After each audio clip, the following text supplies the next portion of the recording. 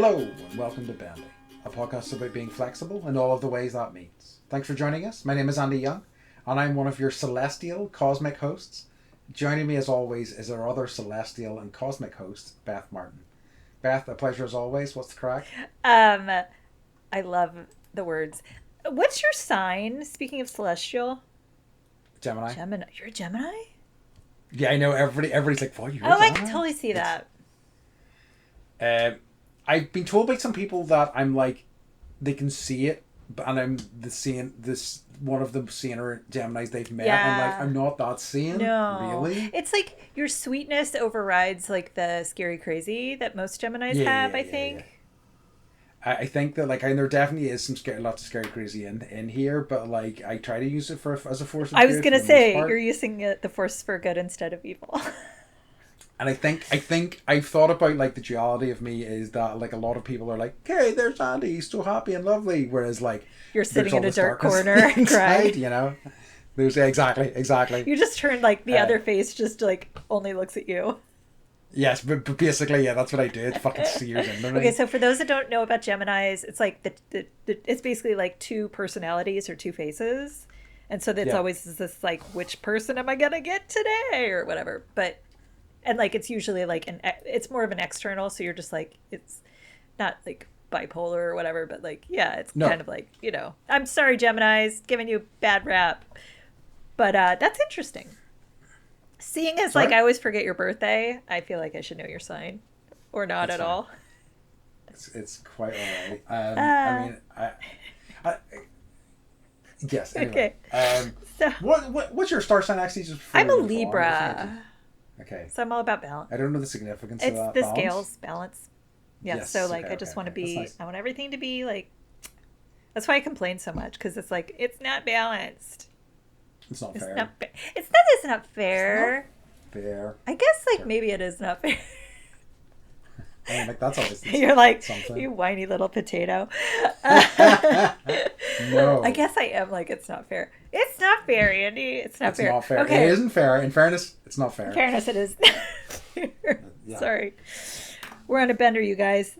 We're doing a double recording today, so you get what you get, and you're gonna like it. Yeah.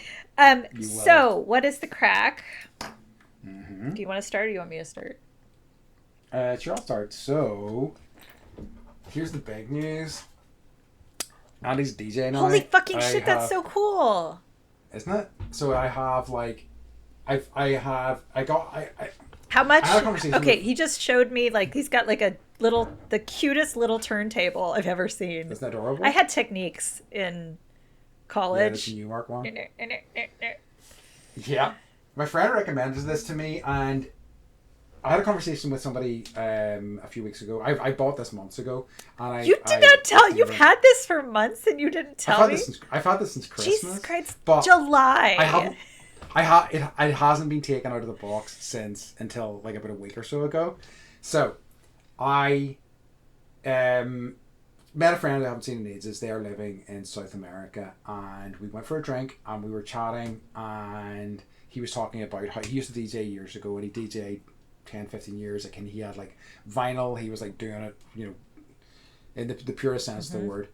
And he was talking about how he picked it back up again, and he was doing it with a set of electronic decks. He was using MP3s and things like that. And I said, I picked up a set of decks, like a set of electronic decks, and then we started chatting a bit more about it. We found out we had exactly the same set, which was heartening. Like I got this recommended from a friend who was a DJ and was like, "This is an excellent starting piece of kit." But he has also picked this up because he's flying back to South America and needs something light and fairly transportable that is also quite reliable. So he was like, "Look, if you've got exactly the same one as me, why don't you come over and I'll just show you how it works." And it was great. We spent like 2 hours. He kind of like took me through all the bits and pieces, all the kind of stuff that it does, and like he actually got me to do some beat matching and things like that and do a bit of mixing. Is it and, like, hard? Is it harder to do than like, have you ever beat matched with records? No, I've never been much. Fucking hard. Yes, and like that sounds like a fucking. It's so nightmare. hard. It's so, and like, granted, I'm, white American girl. I have no rhythm, but it's like when you don't beat match, it's called train wrecking, and all I would do is train wreck and train wreck and train wreck. Like he was great at showing me what that sounds like. But what's really incredible about like some of the software he was showing me is that you can load up your tracks and you can then set kind of match their BPMs, then match the BPM beats, is right? beat per minute. Exactly. Thank you. Yeah. Thank you. That is useful. You can kind of use like this thing to like one of these things to kind of like take it down, find It's like a little the little record turntable like thingy. a little turntable. Yeah. Sorry, I'm sure I should be using my words. Using he's like this thing. Kind of like, this thing, this thing, guys, that you're all see at home. Using that to kind of slow it down and match the rhythms, and then kind of build into it. And he also showed me like how to like talked about finding the 8 bars, find and setting marks and things like that, how to loop things like that, how to like throw in samples and a little bit of scratching, and I was like, this all seems very achievable, so I'm going to start playing with that a lot more over the coming weeks. The way I was talking excited about decluttering my life. Yeah, right. Well, this is like you're talking about like cluttering it with things that are creative, and this is super creative. And it's right. I think it's a library. So I remember like when Moby came out, it was like obviously like is still like you can't not still love Moby and the music he makes, but a lot of his samples came from the Library of Congress. Yeah, so he would just, I don't know if he would go in or I'm assuming like back in the 90s or 80s or whatever, he would go in and like you could listen to all these records, and there's here in the States it's like there's a copyright law where if it's I think it's like 100 years.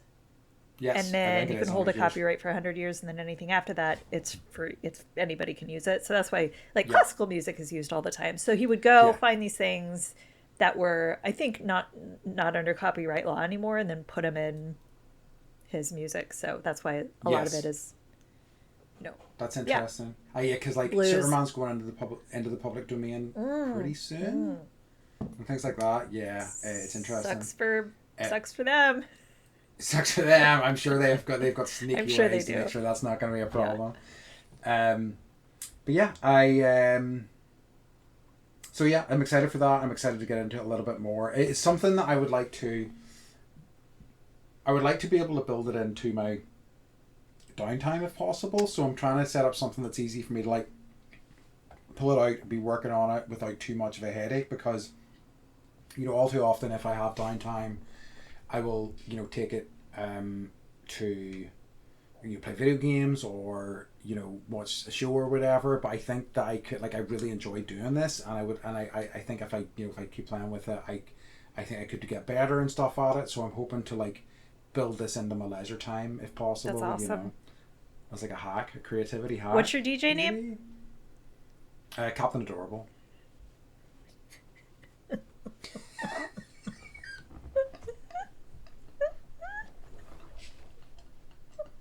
Do you like how I had that on deck? Yeah.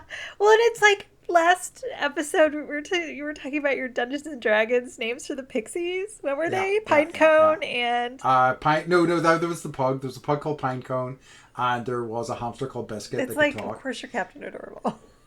Of course I am. It kind of came from, I saw years ago, I was like walking through a clothing section in one of our supermarkets, and like they're all like, there's a whole mixture of stuff, like baby stuff's here and like men's stuff's here, and so it's like there's not much delineation. And I was walking past a bit, and I guess there was some kids clothes there, and there was a t-shirt that just said Captain Adorable, so I took a photo of it and sent it to like one of my group of male friends, and I was like, guys, they don't have the t-shirt I like in my size.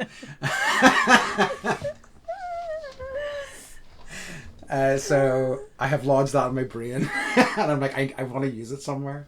I remember when the kids were little, and I was like shopping in the baby section, and it's like there's the little baby boys and little baby girls, and like a lot of them mirror each other, so it'll be like, Supergirl and Superman or whatever. But it was like there in the boys section there was this shirt that said Genius, and then in the girls section there was this shirt that said Girl Genius. Love it. And I was like, wow, that's so fucked up. That's so fucked up. That's really fucked up. I know, right? Yeah, that's... So anyways. It was like I was watching The Simpsons with the kids the other night. Sorry. I'm just like tangenting. Sorry, everyone. No, it's all right. And like, they were like at a Build-A-Bear. Do you know what a Build-A-Bear is? Yes. Okay, so it's like the store at the mall where you can go in and like you build a teddy bear and then they dress it up and they fill it with, stuffing and they walk out with a teddy bear that's like a unicorn or a teddy bear, whatever, and it's wearing whatever outfit you want. And Lisa's like, I gotta, she's got her little like dolphin or whatever, and the lady's like, can I help you find a little outfit for your little build a whatever? And she's like, yes. Can I have a doctor? And she's like, nurse. She's like, principal. She's like, elementary school teacher. She's like, so, and then she was like, well, it's a boy. And she's like, oh, here's the doctor outfit. I was like laughing. Anyways, it's heartbreaking yet unsurprising that those brutal gender roles are being enforced from such a young age. Like, this was like 9 years ago, but that time, I know, but like, that's not that long ago. Still happening, like, yeah. So what about you? Any crack with you? So I don't know if it's official or not, but I'm gonna say things out loud anyway. Mike got into a program at Oxford. Oh yeah. Mm-hmm. So it's like a certificate. It's not like a degree, but still, it's like they only allow 42 people a year into the program. That rocks. I know, right? Mm-hmm. So so it starts in January of next year. He has to go over 4 times for a week, like over the next year, and then like do the schoolwork. So I think at least probably in October, I think he's going to probably graduate. So I think we're going to come over. Yeah, hell yeah. So he's he's like, I guess I could just apply for like their like business master's program, but I already have. He's got like 2 or 3, I don't know. Yeah. But he's like, or I could just like hold out for a PhD. I'm like, I love it. So I'm proud of him. Yeah.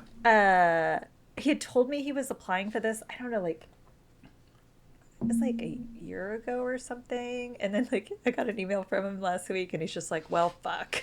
And it's like the admissions application. It's like, "Welcome to Oxford." Wow. I know. Wasn't expecting it, but why not? Yeah. So we're trying to figure out like he's got his boss. I think is in Ireland right now. Is it the U.S. Open? Oh, it's the Open. It's just called the Open, and it's a big one that's happening. I just said the U.S. Open. I'm so sorry, you guys. What a fucking idiot. I know, because golf is so people are important throwing tomatoes at their AirPods. iPods. Yeah, no, it's my dad and my uncle were up at it. So it's a big deal. Okay, so Mike's boss is there too, apparently. Nice, Mike's like, I don't know if that makes it worse or better. I'm like, I know. Yeah. He hates golf. Yeah. So that is exciting, and any opportunity to get over to hop across the entire United States and then the pond, because I'm on the other side of the states. Just true. Excited. Two big hops. I'm just putting that on your calendar already. Yeah, no, absolutely. I'm very excited for it. Yeah, hell yeah. Always come over. I want you to come over. Like, I mean, and I'll come over and see you UK, but I want you to come over to Ireland at some point. I know. Well, that's my thought, is maybe we could do both. Yeah, I think so. I mean, especially if you're making multiple trips, hopefully. So we can figure it out. I'm very excited for it. Love it. That'll be great. Okay. Do you have any what's occurring? I don't. Okay, me neither. Okay. Because I want to talk about our topic. Exactly. Let's get into it then. All right. So, we're once again doing. I think we really enjoyed doing the last episode on a movie. Mm-hmm. I think we're going to keep going with this new format. Again, we are looking for feedback and stuff on it, but I think we will almost certainly be heading in this direction. So we've done another movie. We're going to take an episode about for now. Look at us trying to commit to something. Right? We think. We think. We probably will. But we're probably going to take a turnabout up until episode 100. Yeah. And then maybe make the change official from there. So we'll have some sort of 100th episode spectacular, which is probably just going to be Cool Animal Facts episode 2. Yeah. Whatever we want, which is that. Exactly. So we can talk about more pistol shrimp. Exactly. and then we'll move into our new format. So, this week's episode is called The Flight of the Navigator, the movie test of time. So, we're just putting Flight of the Navigator through the ringer. Yeah. I think it's a movie that's meaningful for both of us. Would that be fair to say? Yes. I adored this movie as a kid. Like, it was so... I must have watched it many, many times, and it is glued in my brain. Like, just hearing compliance is like, will never leave my head, which is what the kind of compliance, which is what, yeah, exactly, yeah. Compliance is what the kind of spaceship says to the boy, but we'll get there. Yeah. So the movie came out. It's called Flight of the Navigator, starring Joey Kramer. Yeah. Kramer. Mm-hmm. And Paul Rubin. Yep. And Sarah Jessica Parker is probably the only other person that people might know. Yes. Came out in 1978, so before we were born. Wait, were you born in 78 or 79? 79. Okay. No. It came out in 86. It's just the initial part of it you're right. set in 78. Takes place in 1978 and 86. Yes, thank you. I was like +8. So, so in 1978, a boy travels 8 years into the future and has an adventure with an intelligent, wisecracking alien ship. Yep.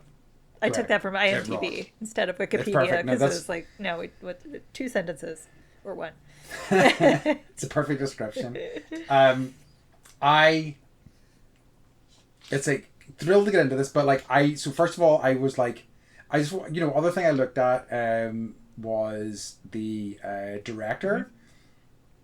So the director was a guy called Randall Kleiser, and I was just like, he had a very interesting movie career.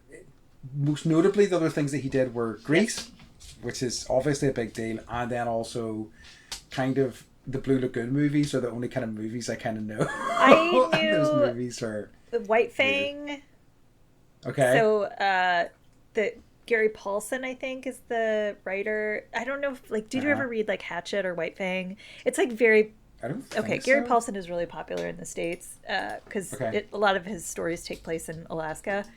And we have this like romantic idea of what Alaska is and like the frontier and... yes, of course. Jack London and all that, even though I don't think he ever lived there. But that's okay. You have an imagination. That's what it's for. So Randall Kleiser, his first film was he's like 80 now. He's still directing. I looked at his IMDb. Oh, wow. His first film was a short called Foot Fetish about a romantic encounter between 2 shoes. So I was looking for feet through the entire movie just to see if he had like a foot fetish. He does not, I don't think. And then I found out he originally wanted to be a cartoonist for Disney. Okay. And so it's funny that so Flight of the Navigator, I think they had there was like a little bit of like tug of war of like which film studio was going to produce it, and Disney ended up being the one that was like, we're gonna do it. And he was like, I wanted to work for you, but I guess I'm gonna do it through this instead of being a cartoonist, because he showed up with a whole like canister like when he was a kid, and he was like, I'm a cartoonist too, and they were like, no, and wow. He was like, this is full circle. So, and also he was in the same class as George Lucas. Cool. Yeah. Okay. So they all know each other. It's like this core key group of people. You see it even in, you're watching Light and Magic at the minute. There's so much crossover. So much. It's like, I'm like fangirl of all these people. Isn't it incredible? Yeah. It's so good. Yeah. Like, I just love that show so much. And because, I really love... It's changing my life. Yeah. I love how movies are kind of made, and it's such an insight into those. I love that show so much. So I have one fact. Then real quick. Sure, go. Okay, go, so please. The writer was Mark Baker. It was his first script. It was originally called Vanished, and it wasn't like funny. Oh, yeah, really? It was like more like, how does this work, and the existential of it all, sure. right? So then other writers came in and they were like, let's make it funnier and make it a kids movie and all of that. And he's only got one script that became a film, so it was kind of like flash in the pan, but Yeah. That's Yeah. interesting. Sorry, you go. No, that was good. No. I think that no, I like that. I was just going to ask, we watched it. Initial thoughts before we get into it. Did you enjoy it? Did it live up to expectations? I it was a little I had it built up in my it's like it's like when you're trying to show someone all the movies that are worth watching, right? Kids movies, Yep. and like with the kids I'm like this. So it took me 10 years to get them to watch Flight of the Navigator. We just watched it this year. And like when we rewatched it, and it like I loved it, but it didn't quite hit me. And we can talk about it more towards the end when we like rate it, but I guess like the dialogue was a little less than it could have been. Right? It's like, Jack, I got a gun. You can't get me, or whatever, when he's like running through the forest. Like some of the dialogue was just kind of like not. I know they wanted it to be believable and like every kid or whatever, but the dialogue, I think, Yes. too many hands in the script, maybe. That makes sense. I mean, like, I feel like it is really typical of Disney movies of that era. Yes. That were all really just the writing was Yes. just like very much. Let's just get this thing moving here. There isn't much meat in the bone in that way. Yeah. I think the story, it was like, what is the overarching story? And that's what they focused on more than like the individual words, which is fun. Yes. But rewatching it, like the kids loved it, but I had to say, like, well, I'll get into that. Okay. What are your thoughts? Like, I enjoyed it. Like, Was it my as initial amazing thoughts as you remember it as a kid? it lived up to my expectations. Good.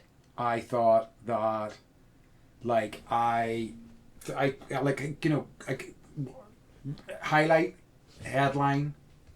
It's a 90-minute movie. Yeah. Which I fucking love. I know. It gets in and out, and it does what it needs to do. It tells a complete story, and it gets out of there.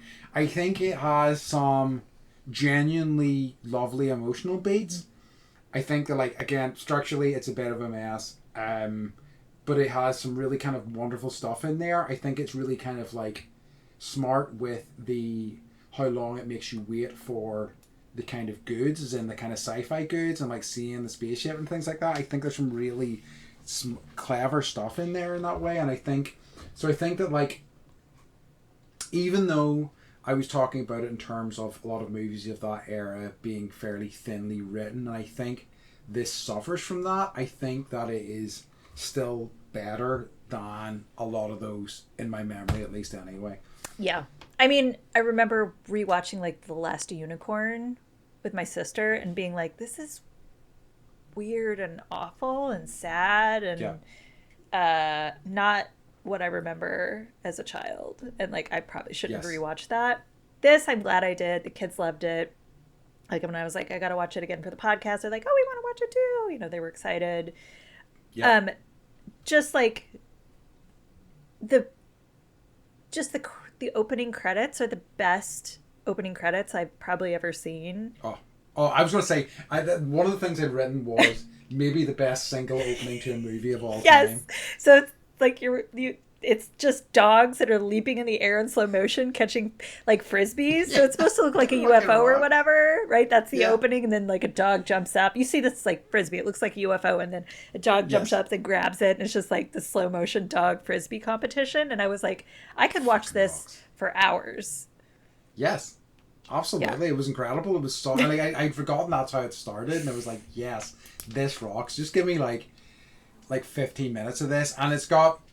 And it's the first time I think you hear one of the signature tunes, and it's really kind of pacey and fun, and it's like, I'm gonna have a good time here. Yeah. And then there's a scene where I had like major nostalgia for like my childhood, which, like, if you're a child of like late 70s, early 80s, like we were lawless, we were dirty, we were out in the, running around. Our parents didn't know, like, you knew you were close enough within yelling distance, but like whatever, like playing up in like the hills of Kentucky, like next to dynamite boxes, and our parents are like, yeah, it's fine. I'm not kidding. That really happened. That's nuts. That's so nuts. But there's this point, like they're coming back from the Frisbee game and the kids are sitting in the hatchback of their station wagon, like in the very back where there's no seatbelts, and they're like in the back with the dog. And I was like, yeah, like we never, like we had a hatchback and I sat in the back with the dog all the time. Just sliding over. Yeah, and the kid, and then the parents, his little brother Jeff is like, I'm gonna get out and play at Billy's, and they're like, yeah, okay, it's fun. And like they drop the kid off at the Billy's front yard, which is like, there are no grown-ups. It's all kids running around. There's a slip and slide, and they all have fireworks. And I was like, this is amazing. This is amazing. So completely unsupervised. I was like, that I miss that. I miss, like, so incredible, because times have changed, and like I just started letting the kids walk the dog on the street. We don't have sidewalks here, so, and everyone drives like 60 miles an hour in the neighborhood, so I'm like, you can walk the dog here by yourselves, and like it's a big deal. And obviously a lot of it's like, I just don't want them to get hit by a car, but it's also just like, people are fucking weird. I don't know, they've always been weird, but now there's the internet, so we know about it more. Anyways. Well, yeah, it's horrifying in its own way. Like, I think that what I quite like as well is that it would be rare. Like, the brothers are so spiky with each other in such a fun way. Like, they have a really kind of, like, believable rivalry or, like, hatred for each other. They're, like, yelling words at each other. Yeah. You're digested pizza, or what? Yeah. I can't remember. Anyways. I can't remember either. Those words that they were yelling at each other, those are all improvised. Oh, were they? That's amazing. I know. That rocks. Like, and I think it felt earned in that way, and I think it was like, certainly in a movie of that ilk, which is, I mean, Flight of the Navigator is a movie for kids. It feels, that sort of stuff feels very sanitized when you see it these days. Like, conflict feels very kind of like managed, and like confined, whereas like it really felt like they really couldn't stand the sight of each other, which pays off in some nice ways as the movie goes on. I think the other thing that I quite like about it is that so first of all, early on there's a couple of major fake outs, like A, the Frisbee, B, the blimp, and then C, there's a water tower. So, like, it just fakes you out so many times, and I was like, all right, okay, I know it's not coming anytime soon, but you've got me again. And then I like how the inciting incident, you almost have no idea anything's happened. Like, he falls into, like, a ravine. The climax, like, happens right, and you're like, what? Yes. So... And I think that's really cool. I wrote that down, like, keeping the timing from when he hits his head at the beginning and goes back to his house really fast, so that like you feel the shock and surprise. I wrote this down. You feel the shock and surprise of him, like, because so basically, like, he falls in this ravine, he hits his head, he gets up and is like, oh, I fell, and then goes back to his house.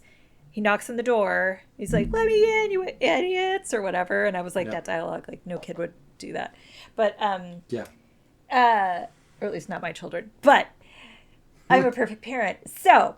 It's true. But, and then like a stranger opens the door and he's like, where's my mom and dad? They're like, we live here. Like, what are you talking about? And then he like runs upstairs to his room. And this is like totally 80s. He like opens the door to his room and his room is gone. And there's like a creepy, like older gentleman there. Yeah. And it's like playing, drinking, wearing his like Hugh Hefner bathrobe. Right. And I was like, oh, he looks like a pervert. And he's like, what can I help you with, little boy? And I'm like, oh God, get out of there. Like, he's a pedo. Anyways. That's very 80s.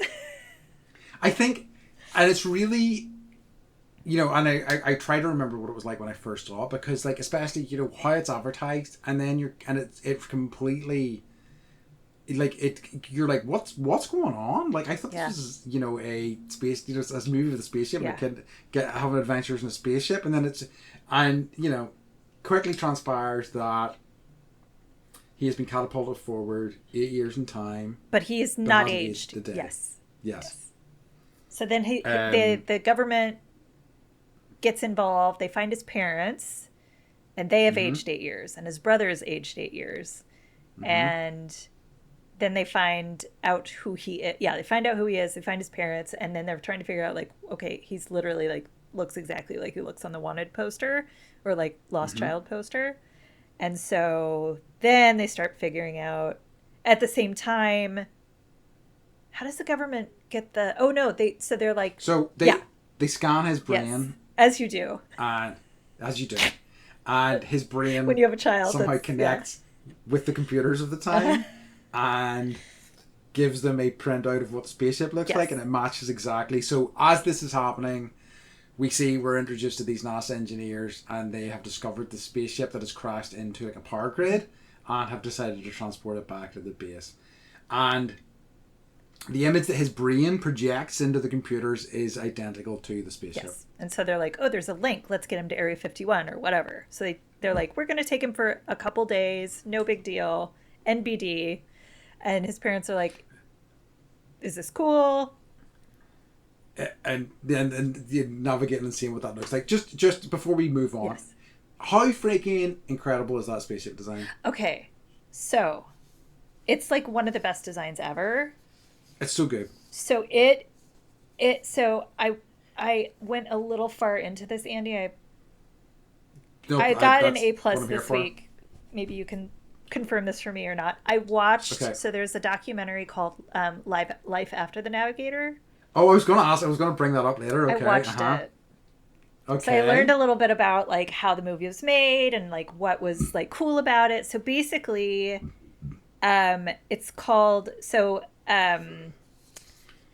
Randall Kleiser, the director, I don't know if he was friends with this guy or like they're all kind of like meshed in there together. He was like, his friend was like, oh, I'm working on this Tide commercial, and it basically like morphed the Tide pod so that it was actually like reflecting. I don't know. It's called reflective mapping. Wait, an actual Tide laundry pod? Yeah, or not it was like the bottle. Sorry, I see. But he was able to morph it basically. Okay. And so it's called reflection mapping, and he was like, "Oh, this is what I can use for a spaceship." So he's like, "Let's design this."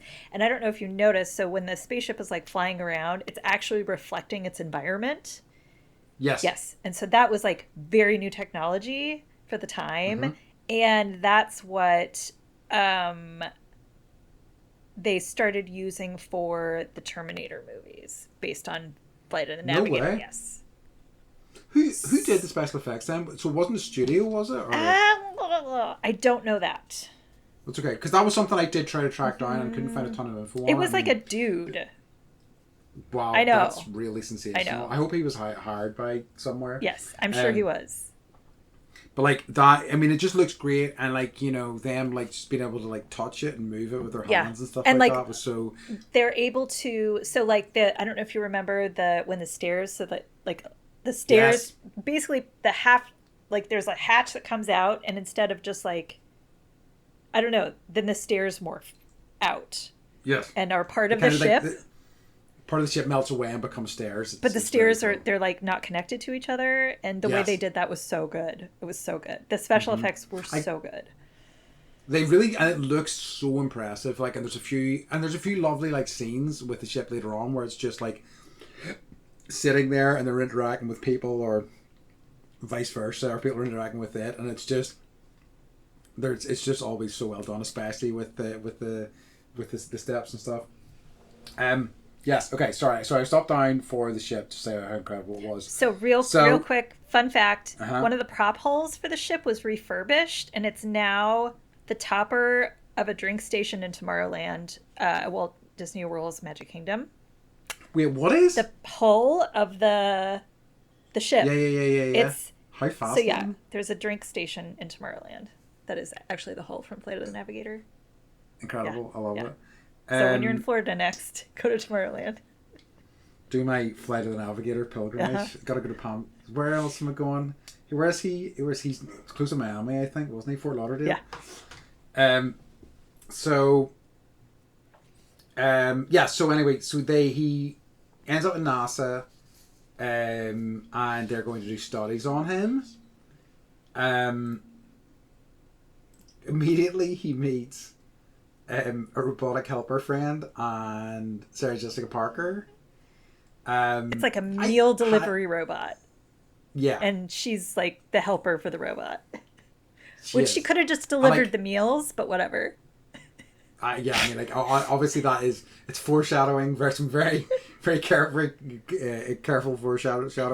So, you know what because I think I'd remembered Sarah Jessica Parker being in it more and being more instrumental in it, but she doesn't have tons to do. Mm-hmm. But, like, I have to say that it's like seeing her in that, and I guess this is probably a very early role for her. You can kind of see why she became so big, because, like, she has such kind of like energy and life to her in a really, like, even in the little that she has to do, she has this really nice kind of spark, and she just kind of brings something to what is a fairly small role. Yeah, she's definitely like steals the scene and lights up the screen. And I read like someone was, it was like whatever anniversary for Flight of the Navigator, and they were like, what drew you to this part? And she was like, are you kidding me? It was a job. It was a paycheck. I needed money. Like, that's what drew me to the role. Absolutely. She was like, I'm sure I loved it, but like, I needed a job. I needed to pay my rent. Yeah. No. So that's good, and like, it was nice to see her, I must say, and so, and then at this point, I'm just kind of like, right, okay, let's go. I want to get this kid in the ship. I want them flying about doing crazy stuff. And they spend a bit of time, and they're having conversations with his brain. There's like data coming out of it. It's baffling. It's quite funny though. And then heads back, and the ship starts communicating with him from a distance, telling him to come and see him. I think like the ship takes control of Ralph, the food delivery robot. No, Sarah Jessica Parker is like, I'll help you escape in the escape pod. Or she was like, this is your escape pod. Put you in the meal robot. And then, because the robot just can drive all around Area 51. I'm assuming that's where they are. That makes sense. Okay, somewhere in NASA, right? Well, yes, maybe I think it's very Florida centric, right? So maybe but NASA's somewhere in like Houston, so it might be Texas. I don't know. Anyways, neither here nor there. It's a movie, so it doesn't. It doesn't matter. It doesn't matter. Sometimes they were filming in Norway, apparently. So, for a lot of like the flying scenes. Anyways, so he gets in the thing and escapes and gets to the ship, and he's like, and of course there's no one there guarding it. This UFO that they found, and so he gets out of the little meal robot and is like and the stairs come down, like the ship starts to move and operate, and he gets in it, and then it's almost like then it becomes a different movie. It does completely. Yeah. I mean, and like, I thought whenever I was going into it, I was like, I'm just going to be waiting for this bit, but I wasn't. I really enjoyed the build up to it. I kind of like the dynamics with his family, the kind of like what's going on sort of aspect of it was really quite well done, and it's like it's also kind of like has that element of like peril and fear that again is uncommon in like modern movies that would be targeted at kids. Yes, and I liked, so his little brother is now older than him. Yes. He's a teenager because 8 years have gone by, and I really like the relationship of his older brother and him. I like the kid that played his older brother, who was also in the movie The North Shore, which is, if you haven't seen it, you have to, because it's about this kid in Arizona that's like thinks he's a good surfer because they have this indoor surfing park, and then he moves to the North Shore, and it's this whole it's quite something. Anyways, some of the best quotes ever, and I think Nia Peebles is in it. Okay. Before she married Kevin Kline and disappeared. So then we're in this new. It's so good, Andy. It's so good. It's so bad. It's good. But his older brother does a really good job of just like riding that line between. Because how do you? He was really believable, I think. Yes, he was. Yeah. He really was. And like trying to convince this little boy that, like, I'm still your brother. I'm sorry I scared you in the forest, and that's why you fell, and all these things. So it's like, yeah, you are my brother because you remember these things that no one else would know. So yeah, he was good. You get the idea that maybe he, like, you know, certainly he felt guilty for that and kind of held on to that. So it was maybe he, you know, is determined to be more kind to him now, but he really is, and he really kind of has his back in kind of like quite fun ways. It's amazing what 8 years of thinking your brother was, you know, dead will do for you. Yeah, to your relationship. So then he gets in the ship, and then he, like, sits down in the seat, and then this, like, alien robot head comes down and starts, like, yelling at him in all these different languages, and he's like, what are you talking about? What are you talking about? And then it starts honing down its voice to try and figure out what language it needs to speak, you know, to communicate with this little boy.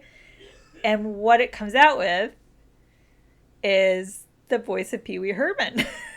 Right. And I wasn't sure because he's not billed as Pee Wee Herman. Billed as Pall Mall, which is Pall Mall, it's a brand of cigarettes. Oh, that is a brand of cigarettes? You remember Pall Malls? Yes, I do. That's mad. I hadn't considered that. Because, like, yeah, because his actual name was Paul Rubens, and I was like, well, because the way he was, like, you know, laughing and stuff like that, I was like, that's clearly Pee Wee Herman. I was like, is it a knockoff or is it really him? Yeah, apparently it's him. Yeah. But he didn't want anybody to know. He wanted it to be like a secret. So when you look at it, that's why. Okay, it's now on his IMDb, and I wish we could, you know, hear from Paul Rubens about what his memories are of the movie. But true. So yeah, it's like it becomes this hilarious dialogue between basically like Pee Wee Herman robot alien and this little kid, and you know, it's so like we are part of Pee Wee's Playhouse, right? Did you guys have Pee Wee's Playhouse? Not really. Damn. There's an awareness of Pee Wee Herman, but it's not as big as America. It was so big here. Everyone I know had the doll. Everyone was dressed up as Pee Wee Herman for Halloween. I remember second grade, like I had a crush on somebody, and I was like, he's dressed like Pee Wee Herman, ha ha ha, right? It. So it was like he was huge. It was like Max Headroom or whatever, Hedron. Yeah. So yeah, they go on all these adventures, and the kid learns to fly, and what we figure out is that he can figure out how to get the ship back to where it needs. The ship is trying to return all these other little creatures. The ship's kind of like accidentally flew into some sort of power plant and has lost all of its data, but has stored a lot of the data in the boy's head, in Joy's or David's head, I should say. Right.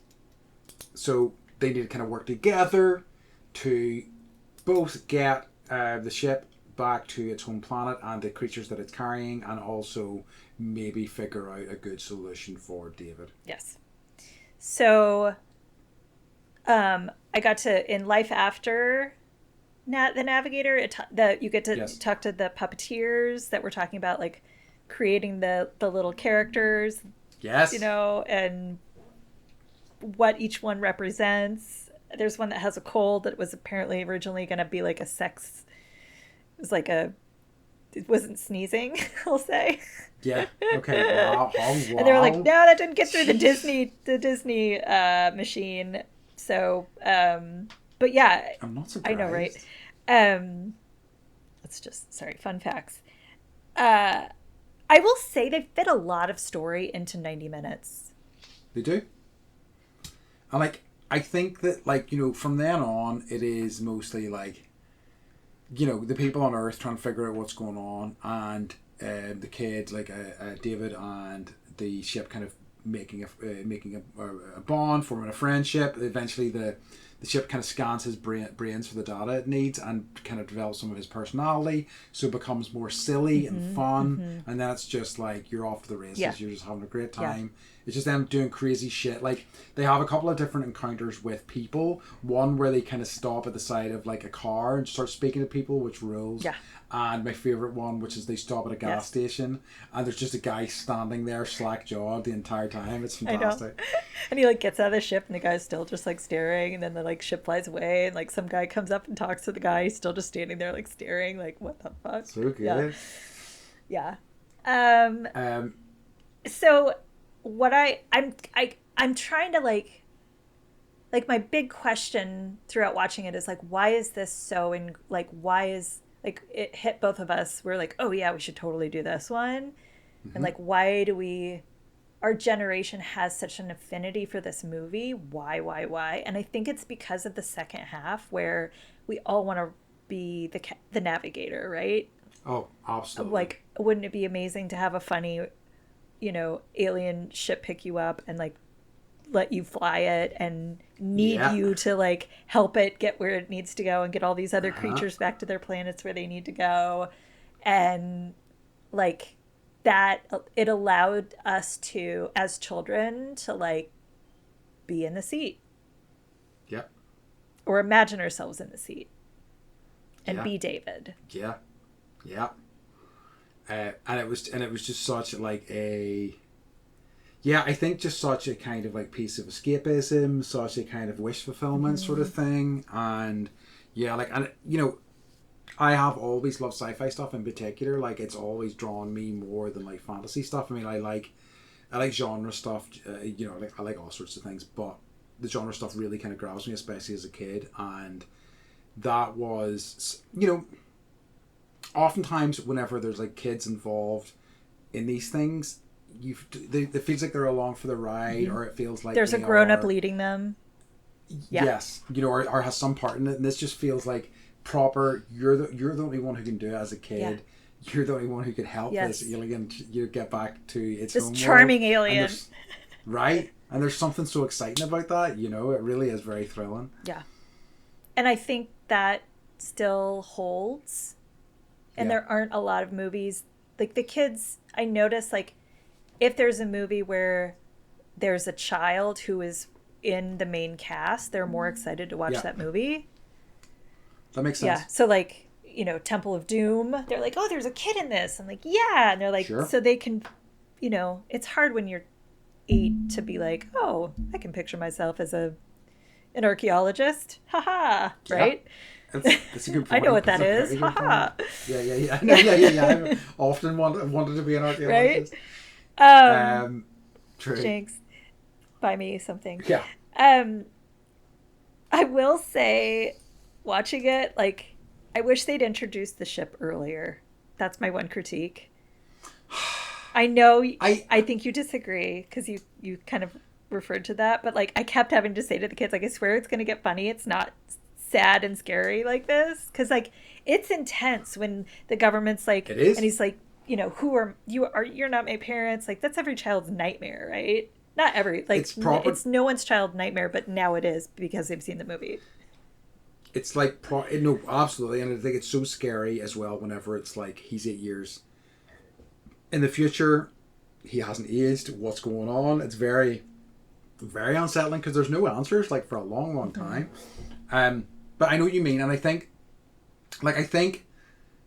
in a lesser movie, that first half would have been really frustrating for me. But I feel like I really like a lot of the build up, even though it was like,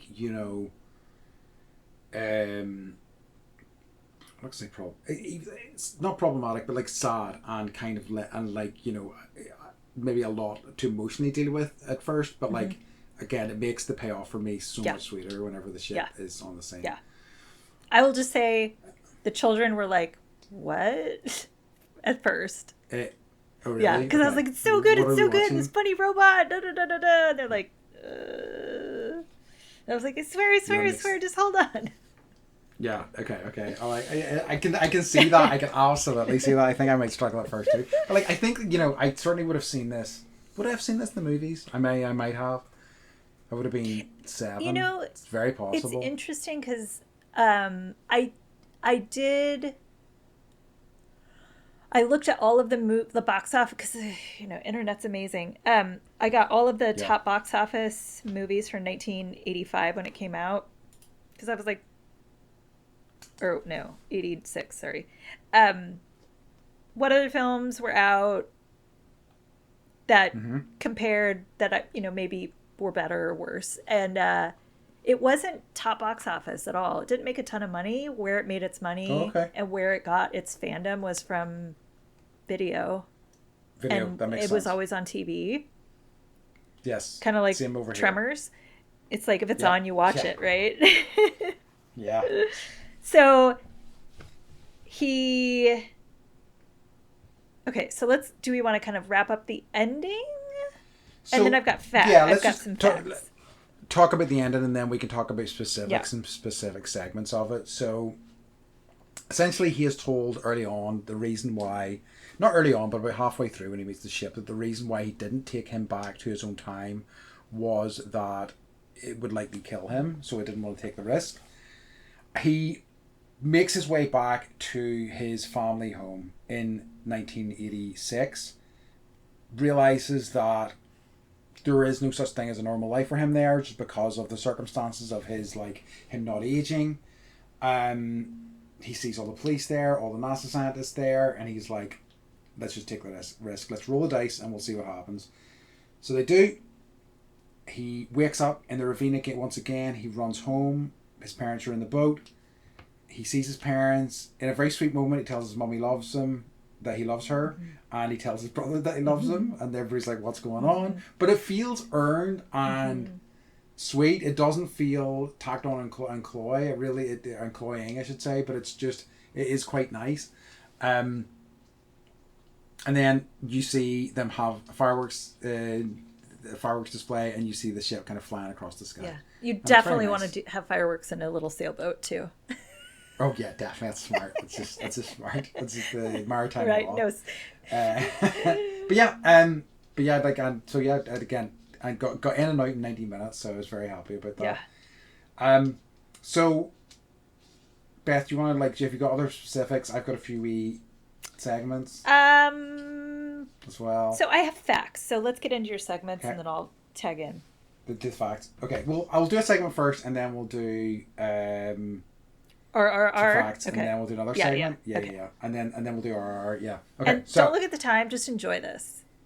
exactly right. So obviously we've got to go back to Too Legit to Fit, and we've got to talk about who are the best outfits in the movie. I think it's an obvious, easy answer for me. I want to hear what you think. Oh, I would say Jeff, his brother, as his younger older brother. She scored. Yeah, That's the correct answer. Like the shirt that was like rolled up, and then the hair, glasses. Yes. I was like, this is The amazing. rolled up sleeves and the short sleeve shirt are just mwah. So like every time I was like, yes, Jeff, you're doing it. You're living the dream. Yep. You get style for days. So yeah, it was easy answer for me. And I've also written down here, I think I'm going to rip off his style. Yeah. So yeah, you have the hair for it. Okay. Thanks. I appreciate it. All right. Do you have some facts for us? Okay, so I have a Jeff fact. So there's a scene where he's trying to find his house, and he doesn't remember where his house is, and like, so his brother is like, okay, I've got to figure out a way to like signal where he can find us. And so he's like, I'm going to crawl up on top of the house and light off a bunch of fireworks. They let this kid go up on top of the roof and light the fireworks off. And he's like, I don't know why they let me up there. That was me. That was all me. That wasn't a stunt person. I'm just like, so if you do a little rewatch, that's it's like 1980s yeah, rules. man. It's just like nobody gives I loved a it. shit. I loved it. So that's Incredible. a little fact. In his cool shirt with the rolled up sleeves. So if you decide to watch, I highly recommend. It's sad. I'm not gonna lie, because the actor that plays David, his name is Joey Kramer. He is Canadian. It's not sad. It's a story. It's his life. It's not sad. I'm sorry. It's just unexpected. He went back. He was offered the role of Wesley on Star Trek: The Next Generation. Wow, really? Turned it down. It was like, I'm going to finish high school, and maybe then decide to be an actor after that. Because his mom was like, I don't know. Like, she's a big hippie. She like found a random guy that was like, do you want to have a baby? And he was like, sure. And she was like, I wanted to be a single mom and I wanted to have a kid. But apparently, Joey, who plays David, was like a klepto from an early age. And he says, like, it's statistically, and I don't know where he gets his statistics from, but clearly he's done more work on this than I have. Children that are raised by single mothers are more likely to steal. So that he got back to high school, everyone was making fun of him. Like, you think you're better. He got beat up all the time and started to fill his life with drugs and alcohol in order to numb out. And ended up becoming a drug addict. And he got arrested much farther down the road for robbing a bank. Why? Yeah, and so he's been in and out of jail. He was a heroin addict. But this documentary really goes into, you know, they kind of, at the same time you're going through the making of the movie, you're going through Joey Kramer, who plays David's life, and what the movie meant to people, how, you know, his life went one direction, but it could have gone another. And, you know, but he was like, basically, I have this propensity for drugs and alcohol, and had I been in Hollywood, I probably would have been dead by now. Yeah. So it's just, and now he's acting again. So he went through all this treatment. He's acting again. And now Bendy is following him on Instagram. So go give Joey Kramer some lovin's, guys. If you love Flight of the Navigator, he's going to Comic-Cons, he's signing stuff, he's getting himself back out in the world. And it's almost like his life is mirroring that 8 years that he disappeared from in the movie. It's like he disappeared from our lives and now he's back. And I'm just grateful for that, that he's still hanging out. Yeah. So highly recommend. And okay, also, sorry, I have a lot of stuff. Sorry. They're remaking this movie. Oh, are they? Yes. So Bryce Dallas Howard, who's Ron Howard's daughter, is working on the remake. It's in pre-production right now. Okay. I think Joey Kramer should be the father. That's a good idea. And that's what I think there. It's so like, I mean, and it's you know, it's like, it's a tough road, I think, for a lot of child actors. And like, for more often than not, it's a really tough like road. I would never, it's like, I wouldn't wish that on anyone. Never wish it on anyone. So like, I'm kind of glad that he has been able to turn things around, because that sounds like a rough go of it. It really does. Yeah. Yeah, I mean, like, the only other thing I wanted to talk about was the music a little bit. We've titled this Bendy Beats for now, so we're, you know, at least keeping a bit of the branding. Yeah. So the music was composed and performed by Al Silvestri. It is distinct from his other scores in being entirely electronically generated using the Synclavier, one of the first digital multi-track recorders and samplers. No way. Yeah. So it's one of the first kind of like synthy sort of electronic sort of movie soundtracks. And I think it's great. Like, I think it's got some really cool stuff in there. I liked the soundtrack very much. It's very distinct, you know. And again, especially at the time, I remember it being really kind of like, what is this? But I really like the music on it, I must say. Yeah, I did too. I guess it didn't really like stand out to me as much as I'm just like John, what's his name? That does every music score ever. Williams. Thank you. All his music hits me so hard. Yes. So if it's not John Williams, I really have to focus. Have you seen that documentary yet? No, I saw it on Disney. It's also on Disney Plus. I saw it. Yeah, once you finish, it's also really fantastic. Okay. Yeah, he's the freaking absolute master. He really is. There's almost nobody like him. Yeah, no, but I'd say I thought it was very well done, and it just helped kind of, you know, it really kind of embellished the movie in wonderful ways. All right, so we get to our final wee part of this. So what we're going to do is, going forwards, is we're going to put let's see how you react, is categorize the movies in one of three ways, which is revisit, which is if we think it's worth revisiting, it still holds up. remember if it's one just, it's fine, but it's probably just worth holding in your memories, or refuse, which is if it's complete garbage and you should never go near it with a large barge pole. Mm-hmm. So Beth, what do you think? Revisit, remember, or refuse for Flight of the Navigator? I'm going to be totally honest and say until I watched Life After the Navigator, I was more on the revisit or the remember side of things. Okay. And then I watched that and like it totally hit me a different way. That's interesting. Mm-hmm. Just because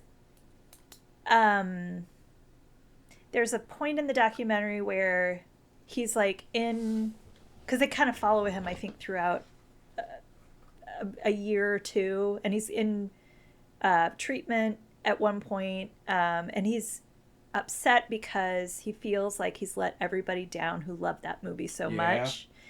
And like, God, that's too much to carry. Like, please let that go, Joey Kramer. But I was like, damn, like it is worth, I will say, revisiting, absolutely, because it had like, when we've been, just when we were talking, like you and I, we were like, what are we gonna watch? We're like, I don't know. I was like, what about that? And you're like, yeah. And I was like, yeah. It's like, it's got some. It puts kids in the navigator seat. Yes, it does. And it like allows adults to put ourselves back in ourselves as children, putting ourselves in the navigator seat. It does, and it really is transports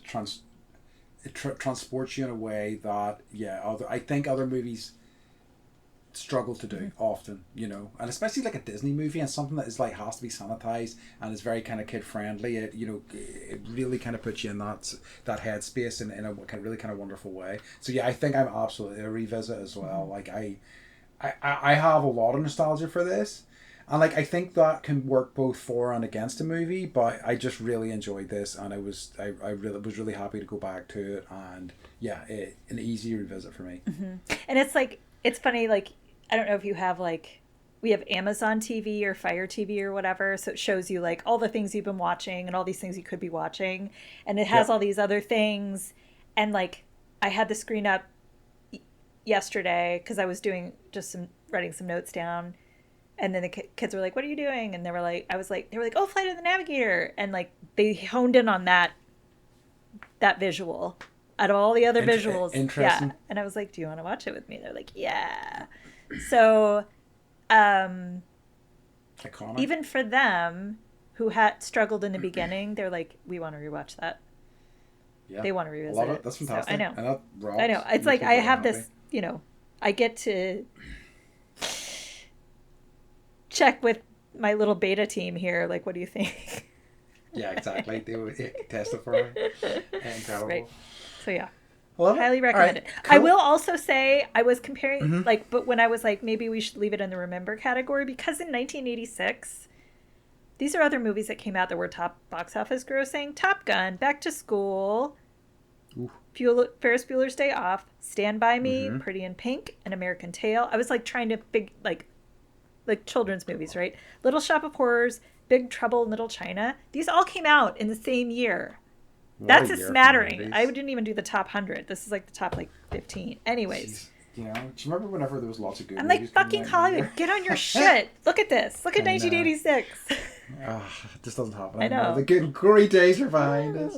I find that to be absolute bullshit all of the time, but I think where movies are these days, a lot of the glory days are behind us, sadly. But I know, it's like, stop remaking shit, make new shit. But it's just because that's where the money is, unfortunately. Yeah. It's such a bummer. So they asked, because Randall, they knew when they were filming this that Bryce Dallas Howard had, I think in 2020, she started like talking about it, and in 2021 she was like, we're going to do this. So it's been in pre-production since 21, and Randall Kleiser was like, I don't know how I feel about like the remake. He's like, I'm trying to think about any remakes that were better than the original, and he was like, I can't think. That's a very. I can't think of any. I have mixed feelings about that in that regard as well. I think there are some, like The Thing's a good example of that. I think. Yeah, that definitely. Yep. improved. Yep. But, you know, it's only think really old movies whenever they didn't know how to make movies. Right. They kind of did know how to make movies in the 80s, you know. Right. Anyway, I digress. Okay. Right. So I think we've kind of wrapped up our topic and time to move on to our final section. Beth, what has been bringing you joy this week? So I'm gonna say I did this already, but I'm gonna say Light and Magic again. Because Oh, really? yeah. Why not? Because so it rocks. it's just like the kids like are so into it. And so we watched episode 4, which is I Found My People of season 1. And it's just like what everyone like all of the nerds in us, right? You hope and dream that you find your people who are interested in the same things that you like to do, like claymation and, you know, nerding out and figuring out how to implode the poltergeist house, which was fascinating. Yes. Anyways, so the kids have been like it's inspiring them to be more creative. So they're working on making their own movies now. Have I told you this? No. Yeah, they got their iPad out and they like made a movie, and they're like, yeah, it's like Light Magic, and it's like Momo and like Baby Momo and like the dog or whatever. But still, like they're inspired to start making things because they're seeing people make things, and they're like, oh, I can do that. And I'm like, how fucking cool is that? So that is bringing me joy. That's why everybody needs to watch Light and Magic yes, right there. Yes. It's incredible. I'm not inspired to do anything, but watching other people do it brings me joy. Still pretty great. What about you? So, you know, just been thinking about it recently, because like there's a few times when I've just been really stressed out recently, and I've got to say, and she's in the room with me right now. It's Sasha T. Dog.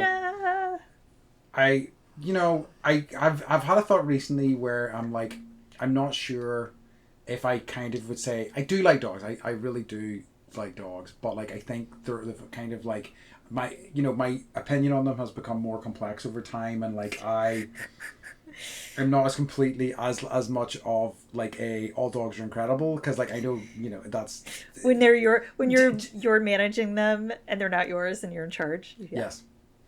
Like, I'm sweeping generalizations on anything are bad, but it's just my feelings on them are more complex. But it's also reminded me that Sasha's amazing. As I wrote down here, she's the goat dog.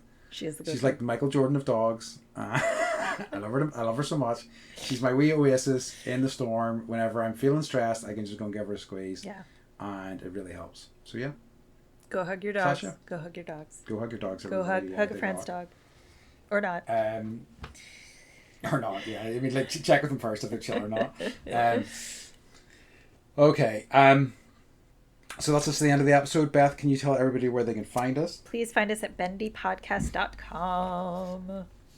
Love it. Yes. All right, folks. In that case, as always, we'd like to remind you to...